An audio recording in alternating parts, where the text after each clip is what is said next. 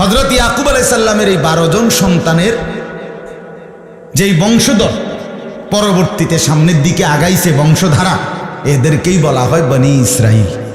ইসরাইলের বংশধর মানে ইয়াকুবের বংশ। কথা বুঝছেন কিনা বলেন? আচ্ছা, ইয়াকুব আলাইহিস সালামের 12 ছেলের মধ্যে একজন ছেলের নাম ছিল ইয়াহুদা, বড়জন।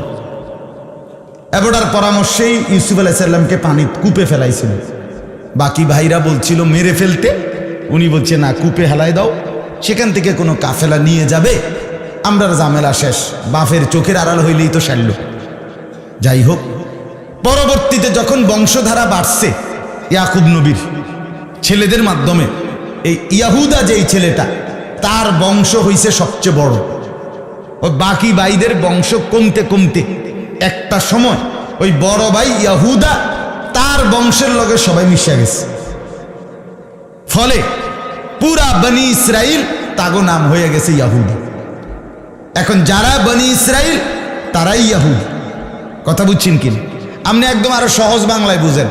এক বেটার ফুত 5 জন, তো এ বেটার 1 ফুতের ঘরে ছেলে মেয়ে হয়েছে 8 জন, আরেকজনের 3 জন, আরেকজনের 2 জন, আরেকজনের 1 জন, আরেকজনের ঘরে হয়েছেই না। এমন হয় কি না? তো ধীরে ধীরে ওই 8 সন্তান হয়েছে যে বাইর ঘরে, যেই ফুতের ঘরে, এবটার বংশ বাড়তে বাড়তে এখন ওই বাইগো পরিচয়ও, ওই নায়নাথপুরের পরিচয়ও হয়ে গেছে এই বড় ভাইয়ের পরিচয়। বুঝছেন আমার কথাটা? এখন পুরা বাড়ি হয়ে গেছে মোল্লা বাড়ি, যদিও এনে গাজীও আছে, কাজীও আছে। পুরা বাড়ির নামে হয়ে গেছে কাজী বাড়ি, যদিও এনে মাঝিও আছে। কথার কথাই আর কি। এখন পুরা ফ্যামিলির নাম হয়ে গেছে ইয়াহুদি, যদিও অন্য ভাইদেরও কি আছে, বংশধর আছে, কিন্তু বেশি বড় হওয়ার কারণে এই ইয়াহুদা এই ভাইয়ের নামেই সবাই বংশের পরিচয় হয়ে গেছে, এরাই ইয়াহুদি। তাহলে যারা বনি ইসরাইল তারাই কি বলেন না? ইয়াহুদি। ইয়াহুদি। আল্লাহ তাআলা হযরত ইয়াকুব আলাইহিস সালাম থেকে নিয়ে আমাদের নবীর আগ পর্যন্ত, আমাদের নবীর আগের জন ঈসা নবী, এই পর্যন্ত প্রায় 1 লক্ষের চাইতে বেশি নবী। কতজন? 1 লক্ষের চাইতে বেশি নবী আল্লাহ শুধু কেবল এই বনি ইসরাইল, এই ইয়াহুদীদের হেদায়েতের জন্য যুগে যুগে আল্লাহ পাঠাইছে। কতজন নবী? 1 লক্ষের চাইতে বেশি নবী। কিন্তু এই 1 লক্ষের চাইতে বেশি নবী রাসূল মিলেও এই জাতিটাকে, এই বংশধরগুলোকে, এই মানুষগুলো ইয়াহুদি যারা, তাদেরকে পরিপূর্ণভাবে শুধরাইতে কোনো যুগেই পারে নাই। বরং প্রত্যেক যুগে এই বনি ইসরাইল ইয়াহুদিরা সর্বোচ্চ সংখ্যক আল্লাহর নাফরমানি করত। অল্প 2, 4, 5 জন, 10 জন হাতে গোনা তারা ছিল অনুগত, বাকি সব ছিল নাফরমান। একেবারে প্রথম থেকে নিয়ে এই ইয়াহুদিরা যেদিন থেকে তাদের শুরু, সেদিন থেকে তাদের হারামিও শুরু। অসভ্যতা, নষ্টামি, দুষ্টামি, যত রকমের মন্দ গুণ এটা তাদের মধ্যে ছিল সব যুগে। ইবলিস, শয়তান, যেটা মেইন শয়তান, তাগতে বুদ্ধি নেই। হ্যাঁ, ইবলিসের নিজস্ব অফিস আছে, ডাইরেক্ট ইসরায়েল হেড অফিস। ইবলিস বুদ্ধি লয়, ইবলিস আটকাইয়া গেলে তারাতে বুদ্ধি লয়। এমন শয়তান, এমন দুষ্ট এরা। এই 1 লক্ষের চাইতে বেশি নবীকে জ্বালাইয়া কইলা কইলা করে গেছে। তাদের সবচেয়ে উল্লেখযোগ্য নবী ছিল বনি ইসরাইল ইয়াহুদীদের সবচেয়ে বড় প্রসিদ্ধ নবীর নাম হলো মুসা আলাইহিস সালাম, যিনি তার পুরাটা হায়াত তাদের সংশোধনের পিছনে ব্যয় করছেন, কিন্তু উনাকে তারা একদিন শান্তি দিছেন। উনি যদি বলতেন ডাইন, হেরা কইতো বাম, উনি যদি কইতো উত্তর, হেরা কইতো দক্ষিণ। মানে যেটা উনি বলতেন এটারই বিরোধিতা করত, এটার বিরুদ্ধে, এটার পাল্টা 100টা প্রশ্ন কইরা এটারে জগা খিচুড়ি বানাই দিল। বলছে একটা গাবি কোরবানি দিতে মুসা নবী এদেরকে ইয়াহুদি শুরু করছে এটার উপরে প্রশ্ন, গাবিটা কেরুম, বাইক ফালুন না না মাঠে ফালুন না, গাবির বয়স কত, গাবির গায়ের রং কি, পুরাটা এক কালার না বিত্তে বিত্তে অন্য কালার। কথা বুঝেন? আচ্ছা, যদি হয় সাদা তো, বা মনে করেন গোলাপি, তো গাঢ় গোলাপি না হালকা গোলাপি। মানে এইভাবে জিগাইতে জিগাইতে এটার বিএস সিএস আর এস খতিয়ান খুললা শেষে এটা আর খুঁজা পায় না। এরকম অসুবিধা, মানে যেটা কইতো ওইটার মধ্যে 13টা প্রশ্ন কইরা এটারে নষ্ট করে ফেলত। শুধু তর্ক, মানে ঠাট্টা করতো বেশি, উপহাস করতো, তামাশা করতো। এটা ইহুদিদের অভ্যাস, এই সর্বদা তুচ্ছ তাচ্ছিল্য করা, ঠাট্টা করা। এ আসে আরে কিরে তুই কিতা করস বুড়ি। আমাদের অনেক ছেলে দেখেন 3টার সময় বাইরেছে, রাত 10টা বাজে, কয় ঘন্টা কথা কয় না, 7 ঘন্টা মানুষে ঘুরে। কেমনি তুই এমনি ঘুরলে তো পৃথিবী শেষ হয়ে যাওয়ার কথা। কথা বুঝছেন না? ডেলি যদি একটা ছেলে 7 ঘন্টা ঘোরে তাতে তো পৃথিবী শেষ হয়ে যাওয়ার কথা। ঘুরি না, হে ঘোরে, হাসে, খামখেয়ালি, এই এই এই তুচ্ছতাচ্ছিল, অবজ্ঞা, খামখেয়ালি, এটা ইহুদিদের অভ্যাস। নাউযুবিল্লাহ। মুসা নবী বলল যুদ্ধ করতে চলো কাফেরদের সাথে। কইল কি, আমনে আর আমনের খোদা মিল্লা আপনারা দুজনে আগে শুরু করেন, বাইল ভালো দেখলে আমরা আসমু, নাহলে আমরা বইলাম। আল্লাহর সাথে তামাশা করত, মানে ঠাট্টা করত। আল্লাহ কোরআনে বলছে বালাউনাহুম বিল হাসানাতি ওয়াস সাইয়্যাত, ইহুদিদেরকে আমি কখনো সুখ দিয়া কখনো দুঃখ দিয়ে দোনোভাবে পরীক্ষা করছি, দোনো অবস্থাতে তারা আমার নাফরমানি করছে। যখন অঢেল সম্পদ দিছে তাদেরকে আল্লাহ, ইহুদিদেরকে, তারা কইতো কি জানেন? কোরআনে আছে ইন্নাল্লাহা ফাকিরুন নাহনু আগনিয়া, আল্লাহ হইল ফকির, আমরা হইলাম ধনী। আল্লাহ বলেন এরপরে অভাব দিয়া, দারিদ্রতা দিয়া ভিক্ষার থালা হাতে উঠাই দিছে। এবারে মানুষে জিগা কিও নাই মাতবুরি, বুঝেন নাই কথাটা? অঞ্জয় করে ভিক্ষা করো, কয় এবার বলে কি ইয়াদুল্লাহি মাগলুলা, আল্লাহর হাত ছোট হইয়া গেছে, হেবাটার দ্বারে নাই, দিব করতে। আল্লাহ বলে যে সুখে রেখে চাইছি তাও উল্টা, দুঃখে রেখে চাইছি তাও কয় উল্টা। এই অজাত, এরকম নিকৃষ্ট। আমার বন্ধু জুলুম কেমন ছিল তাদের? জুলুম ছিল এত নিকৃষ্ট, জালেম। আহা, 1 লাখের চাইতে বেশি নবী রাসূল যাদেরকে আল্লাহর দিকে ডাকছে, আরে আজকে তো মুসলমানকে মারতেছে। এই বেঈমান সেই বেঈমান যারা সরাসরি আল্লাহর নবীদেরকে, বনি ইসরাইলের অগণিত নবীকে এই ইহুদিরা সরাসরি জবাই করে ফেলছে, জবাই, কসম খোদা। কোন বর্ণনা আছে প্রায় 400 নবী জবাই করছে। কত বড় নিকৃষ্ট কাফের, কত বড় নিকৃষ্ট নাফরমান, অবাধ্য। এরা হলো ইহুদি জাতি। পৃথিবীর সমস্ত বদভ্যাস, মন্দ গুণ এদের। পৃথিবীর সমস্ত সুদী কারবার, সুদী মহাজন, আন্তর্জাতিকভাবে সারা বিশ্বব্যাপী যত সুদী কারবার, সবগুলোর মূল প্রবক্তা, উদ্যোক্তা ইহুদিরা। আমরা বইতে পড়ছি ইহুদিরা আপনার সুদ দিছে, সুদের টাকা শোধ করতে পারে নাই দেখা ওই বেটার, আমি নিজে পড়ছি কিতাবে, ওই বেটার গোশত শরীরের থেকে কাইটটা রাইখা দিছে।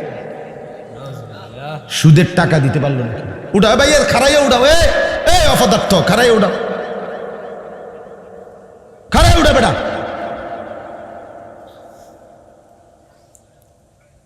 এতক্ষণ লাগাইয়া কারে বললাম কোন কলিজাটা মানে নিয়ে এবার কোন আমারে। না না, আপনাদের বিবেকে কি বলে বলেন না বাপ। আমি এতক্ষণ লাগাইয়া কারে বলছি কর, এরপরে কি আর দুঃখটা মানে মন্ডারে? সে এখানে বসে বসে ঘুরিয়া ঘুরিয়া এটারে ভিডিও করতে, তুই মানুষগুলোর ছবি উঠে কি ফায়দা?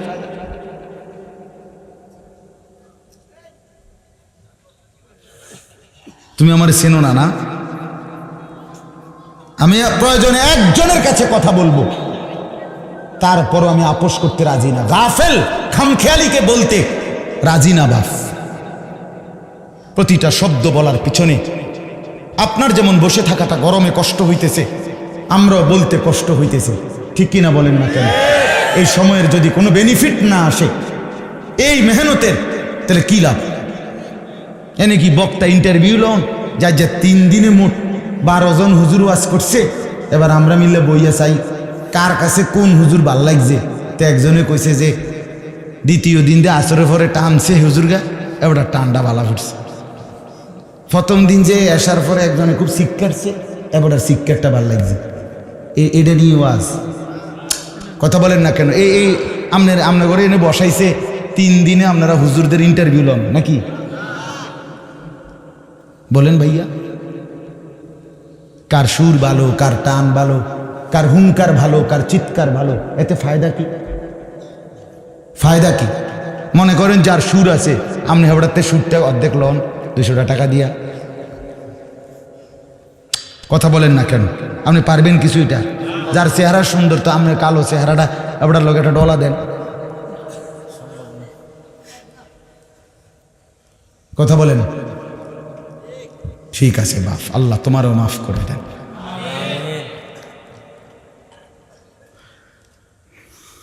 চলেন তো, এই ইহুদিরা আপনার সর্বযুগে নবীদেরকে কষ্ট দিছে। এরপরে আসেন দ্রুত আমরা সংক্ষেপে চলে আসি আমাদের নবীর কাছে। আমাদের নবী সাল্লাল্লাহু আলাইহি সাল্লাম মক্কা থেকে হিজরত করে কই গেছিলেন কন্ত? এই মদিনায় নবীজি যাওয়ার পরে সেখানে গিয়ে দেখছেন 3টা ইহুদি গোত্র ছিল। কয়টা গোত্র? বনু নজির, বনু কাইনুকা, বনু কুরাইজা, ইহুদিদের গোত্র। এই 3 গোত্র নবীজিরও চূড়ান্ত যন্ত্রণা কষ্ট দিছে। কষ্ট নবীজিকে দাওয়াত দিয়া নিছে, নিয়া ওয়ালের পাশে আপনার বোয়াইছে।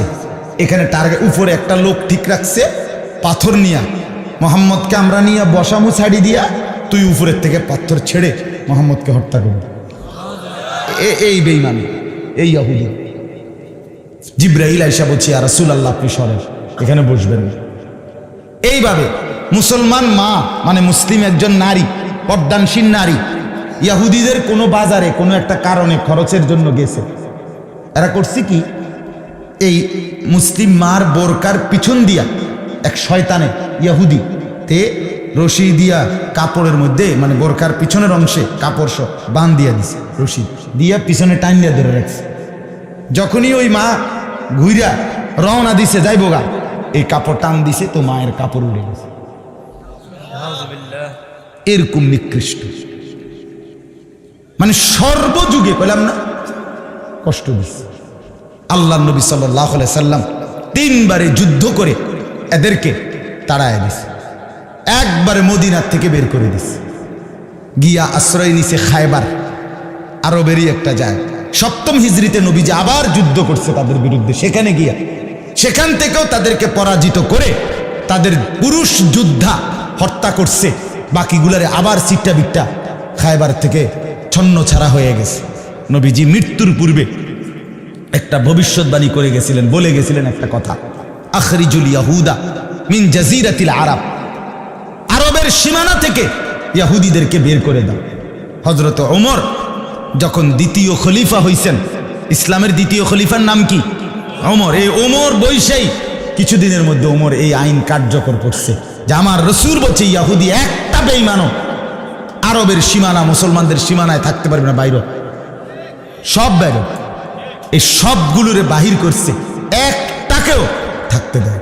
সেই ওমরের জামানায় তারা ইহুদিরা আরব থেকে বিতাড়িত হয়ে ইউরোপ, এই আজকের America, England, Britain, British, London, ওদের ওইখানে গিয়ে আশ্রয় নিছে খ্রিস্টানদের লগে। কদ্দুর অসহায়ের মতো, গুচ্ছগ্রামের মতো, সন্ন সারা বাদাম্মা, হ্যাঁ আপনার এদের মতো গিয়া আশ্রয় নিছে।